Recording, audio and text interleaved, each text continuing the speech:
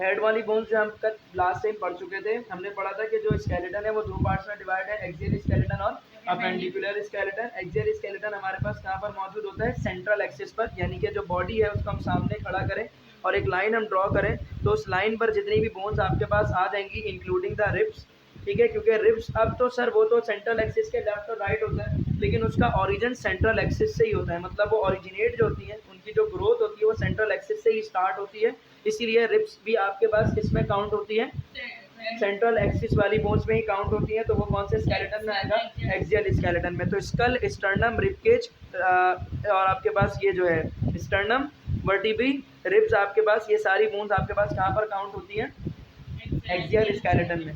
Head में कितनी bones थी टोटल, 29 बोन्स थी, जिसको हमने डिवाइड किया था किसके अंदर, चार आपके पास पेयर्ड हैं, cranial bones, facial bones, air ossicles और हायोइड बोन। ये सारी किसमें होती हैं आपके पास, पेयर की फॉर्म में। तो 29 में से 8 बोन तो इधर ही आप निकाल दो, क्योंकि सारी पेयर्ड की फॉर्म में 4 बोन्स हैं, 4 बोन्स होती है ये, जी नहीं, ये कह रहे हैं यहाँ पर कि 29 बोन को हमने डिवाइड कर दिया 4 डिविजन के अंदर। ये नहीं करेंगे पेयर में, 4 डिवीजन में। कौन कौन सा, क्रेनियल पोर्शन अलग है, उसमें कुछ बोन्स होंगी 29 में से, फेशियल बोन्स हैं, एयर ऑसिकल्स हैं और हायोइड बोन्स हैं। ये 29 बोन इन 4 पोर्शन में आपके पास डिवाइडेड है, ठीक है। अभी पता चलेगा सब, अभी सिर्फ और सिर्फ क्रेनियल बोन्स। पहले क्रेनियल बोन्स को हम क्या कहते हैं, क्रेनियम भी कहते हैं, जो कि ब्रेन बॉक्स कहलाता है आपके पास। उसमें से क्या होता है, आउट ऑफ 8 क्रेनियल बोन, यानी 29 में से 8 कौन सी है आपके पास, क्रेनियल बोन्स हैं, ठीक है। तो कितनी बोन्स बाकी रह गई, 21 बोन। कितनी बोन बाकी रह गई, 21, मतलब 21 को अभी हम हटा दे रहे हैं, सिर्फ 8 की हम डिस्कशन कर रहे हैं। जो 8 बोन्स हैं 29 में से, उनका नाम इसने क्या दिया, they all are cranial bones. Cranial bones में जो 8 हैं, 8 में से 2 बोन्स आपस में क्या है, पेयर्ड, ठीक है, that are the paired parietal bones, left and right side and temporal bone. मतलब 8 में से 4 बोन आप निकाल दें, क्यों निकाल दें, 8 में से 4 बोन जो है वो आपस में पेयरिंग की शक्ल में, 8 में से जो 4 बोन है उसमें से जो 2 है वो किसमें, पैराइटल बोन्स हैं, लेफ्ट और राइट साइड पर, और यानी कि 8 में से 2 बोन पेयर की शक्ल में, और वो दोनों कौन सी हैं, पैराइटल। कितनी बोन बाकी रह गई, 8 में से 2 निकाल दो तो 6 बाकी रह गई। अब वो 6 में से 2 और मजीद पेयर्ड की शक्ल में, और वो कौन सी है, टेम्पोरल बोन। तो 8 में से पहले 2 हटा दिया, कौन सी, पैराइटल बोन, फिर 2 और मजीद हटा दिया, दैट आर टेम्पोरल बोन। तो अब कितनी रह गई, 4 रह गई। 8 में से 4 हटा दिया, पैराइटल और टेम्पोरल की शक्ल में, 4 बाकी रह गए। अब 4 कौन कौन से हैं, जो कि अनपेयर कहलाती, दैट आर फ्रंटल, फ्रंटल एक ही होता है, ऑक्सिपिटल एक ही होता है, इथिमोइड एक ही होता है, स्फिनोइड एक ही होता है। ये रहा टेम्पोरल आपको नजर आ रहा है, ये फ्रंटल आपको नजर आ रहा है, ये पैराइटल, ये होता है फ्रंटल, ये होता है पैराइटल इस साइड पर। This is parietal bone, this is temporal bone. Temporal देखो यहाँ पर, ये रहा, this is called temporal bone, ठीक है। अच्छा जी, उसके बाद आगे हम आएंगे तो आपको यहाँ तक बात क्लियर हुई कि भाई आपके पास जो क्रेनियल बोन्स हैं वो कितनी है, 8। 8 में से 4 कौन सी हैं, 8 में से 2 कौन सी हैं आपके पास, पेयर्ड पैराइटल बोन। फिर कितने रह गए, 6। 6 में से मक्किया और मजीद 2 आपके पास पेयर्ड बोन कौन सी है, टेम्पोरल बोन। मक्किया जो 4 रह गई वो कौन कौन सी हैं, फ्रंटल, ऑक्सिपिटल, इथिमोइड और स्फिनोइड बोन। ये नेम याद रखने, स्केलेटन नहीं आएगा आपके पास मार्क करने के लिए, किसमें से मार्क करूँ, ठीक है, स्केलेटन नहीं आएगा। अगर आएगा भी तो अभी हम अगले पेज पे देख लेंगे स्केल की डायग्राम, तो हो सकता है उसमें से कुछ मार्क करने के लिए शायद आ जाए, लेकिन नाम याद होने चाहिए हर हाल में। तो ये 8 बोन हो गई। अब हम किसकी बात करेंगे, बकिया 29 में से 21 बोन जो बाकी रह गई उनकी, ठीक है। तो 4 डिवीजन में से एक डिवीजन हमने कवर कर लिया, दैट इज क्रेनियल बोन। अब हम नेक्स्ट डिवीजन पर जाएंगे, दैट इज फेशियल बोन। अब वो फेशियल बोन कितनी होती है, आर 14 इन नंबर, मतलब 29 में से 8 हटाओ, दैट आर क्रेनियल बोन। 14 आपके पास जो दूसरी है, that are called as facial bone. तो 21 में से मजीद और 14 निकालो, कितनी बच गई, 7 बोन, सही है। तो अब 7 बोन बकिया 2 कैटेगरी में आएगी आपके पास। पहली कैटेगरी हो गई क्रेनियल वाली, दूसरी कैटेगरी फेशियल वाली। फेशियल में कितनी बोन, 14 बोन। फेशियल में कितनी बोन, F14 याद रखो, F4 14 याद रखो। फेशियल बोन कितनी है, 14। नंबर याद रखो, नाम याद रखो। मैं इस पर जोर दे रहा हूँ क्योंकि इससे एमसीक्यूज आएगा, लास्ट टाइम पढ़ा दिया था लेकिन रिवाइज करा रहा हूँ क्योंकि इससे एमसीक्यूज आएगा लाजमी। फेशियल बोन कितनी है, 14, जो कि आपके पास अटैच है किसके साथ, क्रेनियम और फेस। क्रेनियम के साथ अटैच है ताकि वो क्या बनाए, फेस बनाए। याद रखना आपके पास फेशियल बोन किसके साथ अटैच है, क्रेनियम या ब्रेन बॉक्स के साथ, ताकि वो क्या बना सके, फेस की बोन बना सके आपके पास, आप ठीक है, सॉरी, क्रेनियम के साथ अटैच है फेशियल बोन ताकि वो फेस बना सके। ये वाला जुमला पूरा। अब इसमें कौन कौन सी है, अब इधर देखोगे भाई, 6 बोन जो है 14 में से जो 6 हैं वो पेयर की शक्ल में, मतलब 6 to the 12, Bakiya 2 bone unpair होंगे आपके पास। 6 paired bones of face are lacrimal, 2 lacrimal होते हैं, 2 zygomatic, 2 nasal, 2 inferior nasal concha, 2 maxillary bone, 2 palatine bone. ठीक है, lacrimal, zygomatic, nasal bone, inferior nasal concha और मैक्सिला और पैलेटाइन, ये सारी कौन सी बोन है? पेयर्ड फॉर्म में आपके पास है, मतलब 6 टू द 12। तो 14 में से 12 हटा दिए, कितने बाकी रह गई? 2 बाकी रह गई, और वो 2 कौन सी है आपके पास? मैंडिबल एंड वूमर, मैंडिबल और वूमर। हो गए पूरे 14 आपके पास बोन्स या नहीं हुए? हो गए पूरे 14 बोन्स। पहले कौन से आपके पास? Lacrimal, zygomatic, nasal, inferior nasal concha, maxilla और palatine bone, these all are paired bones that are 12 in number, that are 12 in number. बकिया 2 कौन सी है? मैंडिबल और vomer, that are unpaired bones. हो गए पूरे 14। अब 3 pairs of mandible ear ossicles are malleus, incus and stapes. अब कितने बोन इधर कितने बाकी रह गए थे? 7 बाकी रह गए थे। अब उन 7 में से देखो, एक पोर्शन था क्रेनियल बोन, कवर हो गया, फेशियल वाला कवर हो गया, अब एयर ऑसिकल, 4 डिवीजन थी ना, facial, cranial, facial, air ossicle और हायोइड बोन। अब हम आएंगे किस कैटेगरी पर? एयर ऑसिकल की कैटेगरी पर। जो 7 बोन बाकी रह गई हैं, उन 7 में से 2 पेयर अब आपको बनाने, यानी 2 क्लासिफिकेशन आपके पास रह गई, एयर ऑसिकल वाली और हायोइड वाली। अब जो एयर ऑसिकल है उसकी अगर हम बात करें, 3 pairs of middle ear ossicles are malleus, incus और स्टेपीज। ठीक है, मेलस, इनकस और स्टेपीज। हायोइड बोन जो होता है ये सिंगल बोन होती है, which lies at the base of skull. मैंने बताया था कि ये एक इंपॉर्टेंट है एमसीक्यू इधर से हायोइड के लिहाज से। क्यों? हायोइड आपके पास ये वो बोन है जो कि बेस ऑफ स्कल, यानी स्कल के नीचे के साइड आपके पास होती है, टंग के नीचे। ये जो टंग है इसके नीचे ये बेस ऑफ स्कल बनाती है। अगर एमसीक्यू आ जाए, which of the following bone form the base of school, that is hyoid bone. Hyoid bone के लिए और क्या इंपॉर्टेंस है? It does not articulate with any other bones of head. वो कौन सी बोन है जो बेस ऑफ स्कल बनाती है और किसी से भी आपके पास नहीं करती आर्टिकुलेट, किसी भी बोन से नहीं अटैच होती, उस बोन का नाम हायोइड बोन। ये वाली बात क्लियर हो गई। अब हम आएंगे नेक्स्ट पर। देखो ये पूरा आपके पास क्या है? ह्यूमन स्कल है। इसमें देखो ये दिखा रहे हैं आपके पास स्कल, यानी क्रेनियम जो था वो कौन कौन सी बोन बना रही थी? कौन बना रहा था बताओ? 8 बोन्स मिल करके क्रेनियम या ब्रेन बॉक्स बना रहे थे। 8 में से नाम क्या किया था? पेयर्ड फॉर्म में कौन कौन सी थी? Parietal, temporal. अनपेयर कौन कौन सी? फ्रंटल, ऑक्सीपिटल, इथिमॉइड और स्फेनॉइड। पेयर कौन सी थी? पैराइटल और टेम्पोरल। ये रहा टेम्पोरल, ये रहा पैराइटल। पैराइटल आधा इस तरफ आधा उस तरफ, टेम्पोरल आधा इस तरफ आधा उस तरफ, नीचे की तरफ से जाता है। देखो इधर ये नीचे की तरफ से जाता है और उधर जाके कंप्लीट होता है। एक इस तरफ होता है और एक उस तरफ, और ये ऊपर की तरफ से जाता है, आधा इस तरफ होता है और आधा उस तरफ, दोनों बीच से आर्टिकुलेट कर रहे होते हैं। ये नीचे की तरफ से आर्टिकुलेट करता है, ये ऊपर की तरफ से आर्टिकुलेट करता है। क्लियर हो गई बात? अच्छा, तो पेयर्ड बोन समझ आ गई। क्रेनियम की कौन कौन सी है याद रखना, इनकी margin. This is called parietal, this is called temporal bone. ठीक है, they are paired in number. उसके बाद कौन कौन से 4 रह गए थे? फ्रंटल, ऑक्सीपिटल, इथिमॉइड और स्फेनॉइड। ये देखो ये रहा ऑक्सीपिटल, अब इधर देखो ये रहा फ्रंटल, ये रहा स्फेनॉइड, और इथिमॉइड कहाँ गया दिखाता हूँ मैं तुम लोगों को। नहीं इधर इथिमॉइड, इथिमॉइड अंदर की तरफ, इथिमॉइड ये रहा, सॉरी ये रहा अंदर की तरफ होता है। सही है, मैं आज फिर से भूल गया स्कल लाना तुम लोगों को। मैंने कहा था मुझे कोई याद दिला देना, मैं स्कल लेकर के आ जाऊँगा। किसी ने भी याद नहीं दिलाया स्कल लाना। बोला था ना मैंने नेक्स्ट क्लास में मुझे कोई याद दिला देना कि स्कल लेकर के, मैंने कहा था स्कल लाने, जो बोलो नहीं बताया। अरे तो बोल देते अगर नहीं भी बोला तो, बोल देना तो याद दिला दोगे तो मैं ले आऊँगा, दिखा दूंगा। ठीक है, ये तमाम बोन उसमें आप मार्जिन कर सकोगे। देखो इधर पीछे की तरफ जो ऑक्सीपिट होता है, this is called as occipital bone. सामने जो बिल्कुल सामने का हिस्सा देखो इधर से स्टार्ट होता है और ये पूरा, this is called as frontal bone. ये जो आपके पास ये वाला हिस्सा है, ठीक है, ये वाला हिस्सा, ये नहीं, ये कौन सा है? टेम्पोरल। ये वाला हिस्सा कौन सा? ये वाला हिस्सा देखो, ये वाला पोर्शन। ठीक है, this is called as sphenoidal bone. Sphenoid ये वो पोर्शन होता है जो सबसे, आप कह सकते हो इसको डेंजर पोर्शन भी हम इसे कह सकते हैं। अगर इधर पंच लग जाए तो डायरेक्ट मौत होती है। इधर ब्लड की सप्लाई सबसे ज़्यादा आपके पास होती है, और इसके अलावा इधर पर आपके पास दिस इज कॉल्ड एज आपके पास soft portion, this is called as soft portion. ठीक है, this is called soft portion. ठीक है, हालांकि बोन है लेकिन ये आपके पास बेटा लगेगा ना डायरेक्ट नाक आँख और मुंह सब जगह से खून निकलना शुरू हो जाएगा।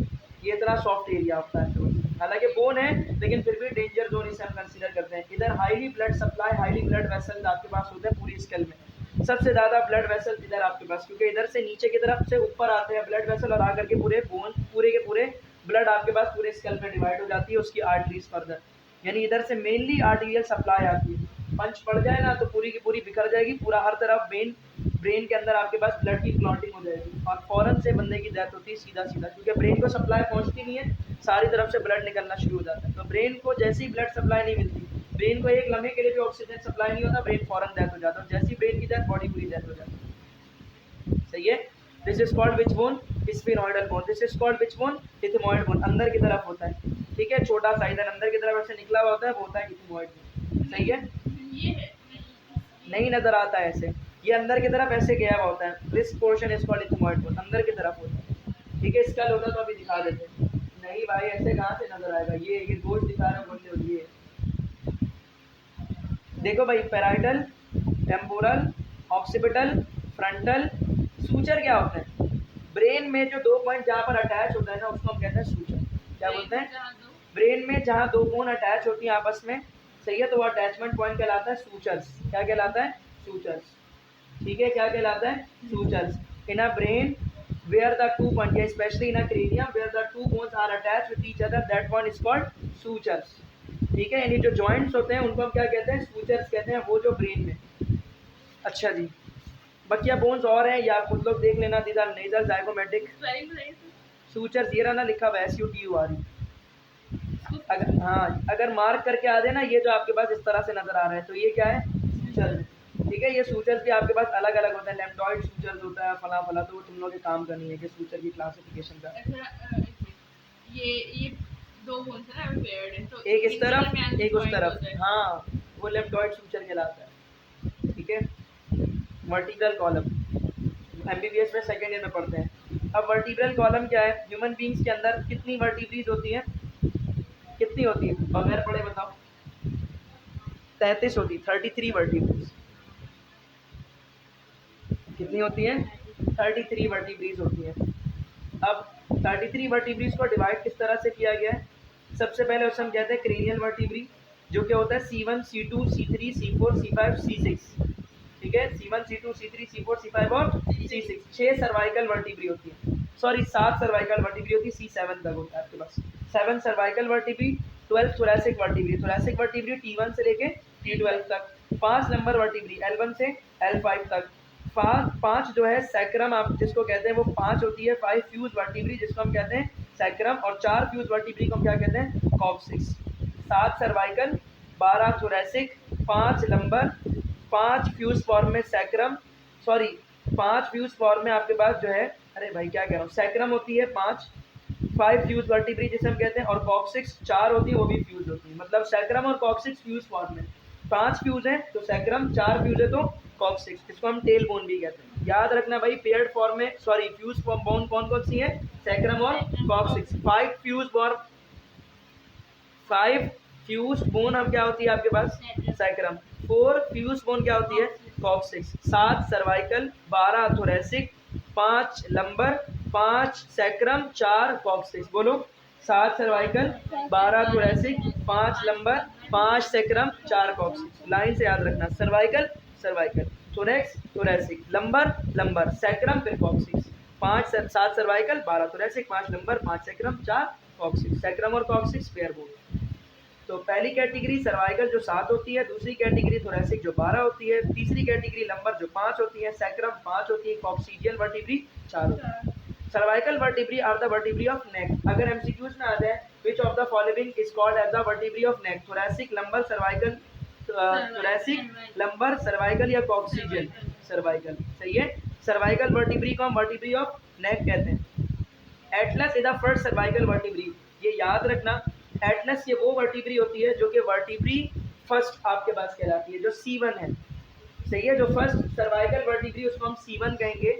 और ये कौन सी आपके पास वर्टिब्री, इसका नाम क्या है? Atlas is the first cervical vertebrae. Axis is the second cervical vertebrae. Second cervical vertebrae का नाम एक्सिस। फर्स्ट सर्वाइकल वर्टिब्री का नाम C1 का नाम एटलस, C2 का नाम एक्सिस। उसके बाद thoracic vertebrae are the rib carrying vertebrae, वो vertebrae जिनसे रिब से निकलती हैं उनको अब क्या कहते हैं, thoracic vertebrae, ठीक है। अब उसके बाद कहाँ गया, thoracic vertebrae are the rib carrying vertebrae having large spinous processes and are found in a chest region, these are the spinous process, ऐसे spines निकले होते हैं, this is vertebrae ऐसा ही होता है, ऐसे बिल्कुल ऐसी नजर आती है आपके पास, ठीक है। छोटा कर लो इसको, माइक्रो साइज में कर लो, इतनी बड़ी होती है, स्पाइनस प्रोसेस ऐसे निकले हुए होते हैं, ठीक है। तो सर्वाइकल जो आपके पास सर्वाइकल होती है उसमें स्पाइनस प्रोसेस इतने ज़्यादा प्रोमिनेंट नहीं होते, एटलस और एक्सिस होती है। बकिया जो आपके पास C3, C4, C5, C6 है उसमें नहीं मिलते स्पाइनस प्रोसेस। फिर जहाँ से स्पाइनस प्रोसेस दोबारा से बनना शुरू हो जाते हैं हम कहते हैं इधर से थोरैसिक वर्टिब्री बनना शुरू होता है। एटलस में होता है, एक्सिस में भी होता है, लेकिन एटलस और एक्सिस थोड़े से आपस में डिफरेंशिएट करते हैं। बकिया जो थोरैसिक बकिया जो cervical vertebrae C3, C4, C5, C6 और C7, ठीक है।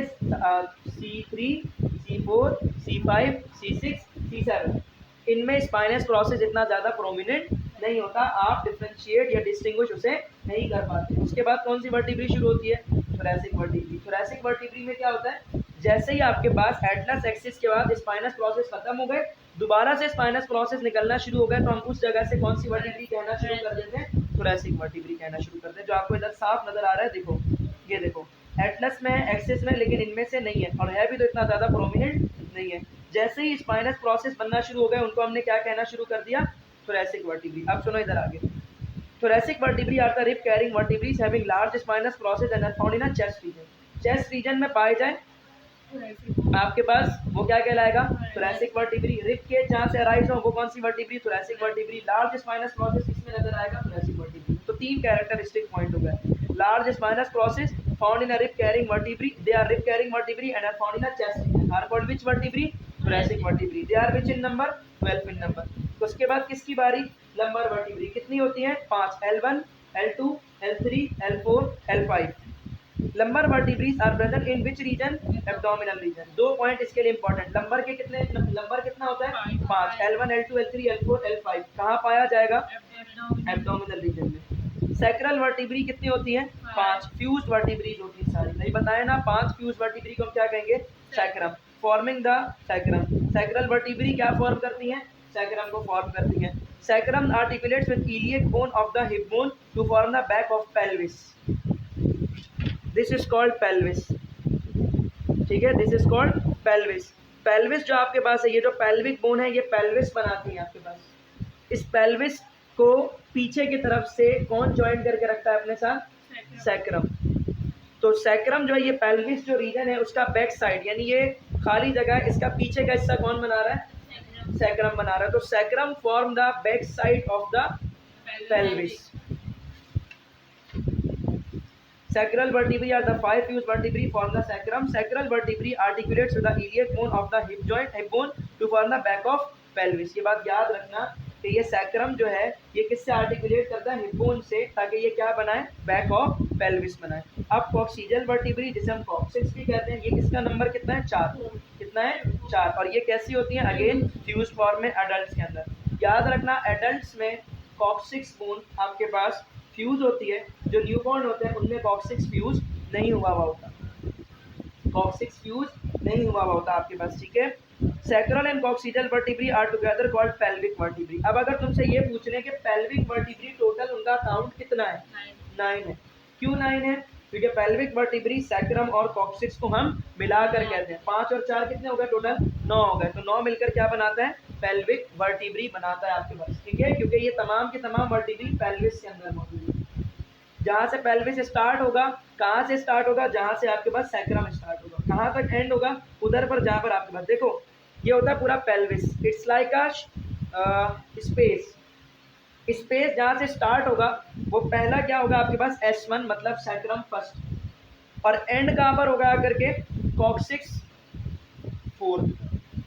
तो अगर तुमसे ये पूछ लें कि भाई आपके पास बेटा जो आपके पास जो है भाई सैक्रम जो है और कॉक्सिक्स जो है ये मिलकर कौन सा रीजन बनाते हैं, पेल्विस बनाते हैं। पेल्विस कहाँ से स्टार्ट होता है, जहाँ से सैक्रम स्टार्ट होता है। पेल्विस एंड कहाँ पर होगा, जहाँ पर कॉक्सिक्स एंड होगा। समझ आ गई बात यहाँ पर, बैक साइड कौन बनाता है, हिप बोन के साथ कनेक्ट होकर के पेल्विस का सैक्रम। यहाँ तक बात क्लियर, कोई मसला इधर तक नहीं? सर क्या ये है? अभी करके thoracic में जो है spine सबसे ज़्यादा होते हैं, तो ये spine से different है। इनमें भी स्पाइनस प्रोसेस नजर आ रहे हैं ना, लेकिन इनका स्पाइनस प्रोसेस और इनका स्पाइनस प्रोसेस डिफरेंट होता है। हर स्पाइनस प्रोसेस के ऊपर ना एक एक मार्जिन होती है, वो एक एक मार्जिन हमें याद करनी पड़ती है, सही है। तो इधर जो होता है ना प्रोमिनेंट स्पाइनस प्रोसेस होते हैं, और एक अल्लाह ताला ने एक अलग ही सिस्टम ये रखा है कि स्पाइनस प्रोसेस इनके ऊपर की तरफ होते हैं, इनके स्पाइनस के प्रोसेस स्ट्रेट या नीचे की तरफ होते हैं। इनका स्पाइनस प्रोसेस एटलस और एक्सिस का बिल्कुल डिफरेंट होता है। उसके बाद जो बकिया वर्टिब्री है उनका जो स्पाइनस प्रोसेस होता है वो बिल्कुल डिफरेंट होता है बनिस्बत एटलस, एक्सिस और नीचे वाली वर्टिब्री से। और जो लंबर वर्टिब्री है वो आपके पास उनमें जो स्पाइनस प्रोसेस है वो बकिया से डिफरेंट है। इधर शार्प आपके पास स्पाइनस प्रोसेस होता है, इधर शार्प स्पाइनस प्रोसेस नहीं होता, ठीक है। ये बटरफ्लाई शेप होती है, ऊपर वाला बटरफ्लाई शेप भी नहीं होता, ठीक है। यहाँ तक बात क्लियर? ये वर्टिकल कॉलम समझ आ गया। अब रिब केज जो कि आपके पास एक्सियल स्केलेटन का लास्ट पोर्शन है। एक्सियल स्केलेटन के 3 पोर्शन, पहला हेड बोन, दूसरा वर्टिब्रल कॉलम, तीसरा रिब केज। रिब केज क्या होता है? कंसिस्ट ऑफ कितने पेयर हैं? 12 है, रिब्स 12 है और पेयर की शक्ल में। फर्स्ट उधर, सेकंड उधर भी, थर्ड उधर भी, फोर्थ उधर भी, 5 उधर भी, 6 7 8 9 और 12, 12 टोटल क्या होती है आपके पास? रिब केजेस होती है। The rib articulates posteriorly with the thoracic vertebrae. मैंने अभी बताया था कि रिब्स पीछे से किधर जा करके आपके पास आर्टिकुलेट करती हैं, लग जाती हैं, किधर से? थोरैसिक से। 10 ribs are connected anteriorly with sternum. देखो दो तरह की आपके पास जो है ना रिब्स होती है, एक वो जो स्टर्नम से आर्टिकुलेट करे, मतलब स्टर्नम से आगे से अटैच होता है, और दो ऐसी वर्टिब्री होती है जिसको हम कहते हैं फ्री फ्लोटिंग वर्टिब्री, जो कि स्टर्नम से अटैच नहीं होते आपके पास, ठीक है। 10 ribs are connected anteriorly with the sternum either directly or through the costal cartilage। एक चीज और याद रखना, अब यहाँ पर ये देखो ये रहा बना हुआ है, ये है आपके पास स्टर्नम, ठीक है। स्टर्नम और ये रहा रिब्स। रिब्स और स्टर्नम कार्टिलेज की मदद से जुड़ते हैं और उस कार्टिलेज का नाम क्या होता है? Costal cartilage. क्या बोलते हैं उसे हम? Costal cartilage. याद रखना फर्स्ट से लेकर 10 रिब्स कनेक्ट होती है स्टर्नम से by which cartilage? Costal cartilage. कौन सी कार्टिलेज? Costal cartilage. याद रखो, ये जो पॉइंट्स बता रहा हूँ इन्हीं पॉइंट से एमसीक्यूज बनेगा, इसके अलावा किसी पॉइंट से इधर से एमसीक्यूज नहीं बनेगा। पूछ लेगा आपसे कि भाई आप ये बताइए कि कौन सी आपके पास फ्री फ्लोटिंग वर्टिब्री है 11th और 12th, पेयर कौन सी है 1 to 10, किससे अटैच होती है वर्टिब्री आपकी, किससे अटैच होती है आपके पास रिब्स? बैक साइड से। बैक साइड से किधर अटैच होता है? Costal cart. बैक साइड से जो आपके पास रिब्स हैं वो किस बोन से कनेक्ट होता है? Hip bone. रिब हिप में लग गया जाके। इधर इधर मेरे पास जो है लंग्स पड़े हुए, क्या मजे की बात। रिब्स आपके पास पीछे किससे कनेक्ट होता हुआ नजर आ रहा है? पीछे क्या होता है भाई? पीछे कौन सी हड्डी है?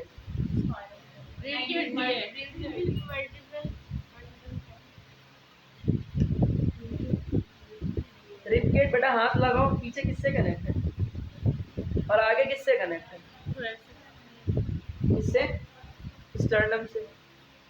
रिब्स पीछे से अटैच होते हैं वर्टिब्री से और आगे से स्टर्नम से। कौन सी वाली? सिर्फ शुरू की 10 वाली। आखिर की दोनों पीछे से अटैच होती हैं, आगे से अटैच नहीं होती। रिब केज 12 पेयर्स में होता है। रिब पोस्टीरियरली पीछे की तरफ से किससे अटैच होती है? थोरैसिक वर्टिब्री से। किससे? कहाँ से बोल रहे थे? कोई सैक्रम आ गया, कोई कॉक्सिक्स आ गया। थोरैसिक वर्टिब्री से पीछे की तरफ से कनेक्ट होता है 12 थोरैसिक वर्टिब्री, और हर एक एक नहीं करो 12 थोरैसिक वर्टिब्री, हर एक एक थोरैसिक वर्टिब्री से हर एक एक थोरैसिक वर्टिब्री से एक रिब्स निकलती हैं आपके पास, ठीक है। 10 रिब्स जो आपके पास स्टार्टिंग की जो 10 रिब्स हैं, जो कि स्टार्टिंग की 10 थोरैसिक वर्टिब्री से निकली है, वो आगे से किससे कनेक्ट होगा? स्टर्नम से। और जो T11 और T12 से, अब इसको बोल दो, T11 और T12 से जो आपके पास वर्टिब्री निकलेगी, यानी कि 11वीं और 12वीं थोरैसिक वर्टिब्री से जो रिब्स आपके पास निकलेगी वो आगे से स्टर्नम से अटैच नहीं होगी, ठीक है। यानी सबसे पहले पीछे थोरैसिक वर्टिब्री से निकला रिब आकर के स्टर्नम से अटैच होगा by the help of which cartilage, costal cartilage. आखिर की जो दो वर्टिब्रीज है आपके पास, ये पीछे से तो निकलेंगी थोरैसिक वर्टिब्री से, लेकिन आगे से आकर के अटैच नहीं होंगी।